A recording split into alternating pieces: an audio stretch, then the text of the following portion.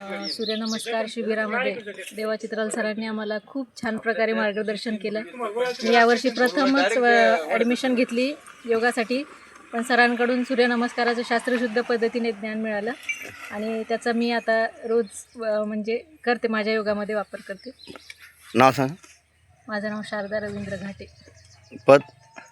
मी ग्राम महसूल अधिकारी आहे, तालुका अंबड, आणि माझं सध्या शेवगा. आणि 4ला अजून 2 गाव. हां, इंचार्ज. म्हणजे शेवगा सज्जामध्ये शेवगा, सारंगपूर आणि वागलखेडा 3 गाव आहेत. आणि कुठला योगाचा आधी कुठला कोर्स केला का?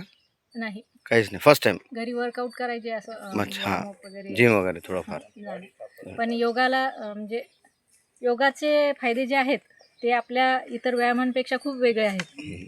जे काही आपण श्वासासोबत ज्या हालचाली करतो त्याचा आपल्या शरीरावर खूप चांगला परिणाम मिळतो. आणि आता मी सप्टेंबरमध्ये माझी ॲडमिशन केली, पण तेव्हापासून मला खूप बदल जाणवत आहे. जालन्याला चैतन्य. हां, चैतन्य योग केंद्रामध्ये. खूप म्हणजे योगामुळे खूप छान फायदे मिळतात. पूर्ण 2 दिवस उपस्थित होता. पूर्ण 2 दिवस. आहार कसा वाटला? आहार खूप छान मिळाला सर. म्हणजे आपण त्या पद्धतीनंच आहार घ्यायला पाहिजे. तिथे आहाराविषयी खूप छान मार्गदर्शन मिळालं. आहार कशा पद्धतीने घ्यायला पाहिजे, आहाराचे प्रमाण कसं असायला पाहिजे, परत आहारामध्ये आपण जे काही पदार्थ वापरतो आपल्या रोजच्या जेवणामधले आणि जंक फूडचा पण वापर आपण कसा टाळला पाहिजे, कमीत कमी प्रक्रिया करून अन्न कसं घेतलं पाहिजे, हे पण तिथं आम्हाला शिकवण्यात आलं. किती सूर्यनमस्कार करता? मी असे 14 करते सर दररोज. कारण आमची आता योगासनांची प्रॅक्टिस पण सुरू आहे ना. हो, त्यामुळे कोर्स सुरू असतो. 14 सूर्यनमस्कार करते डेली.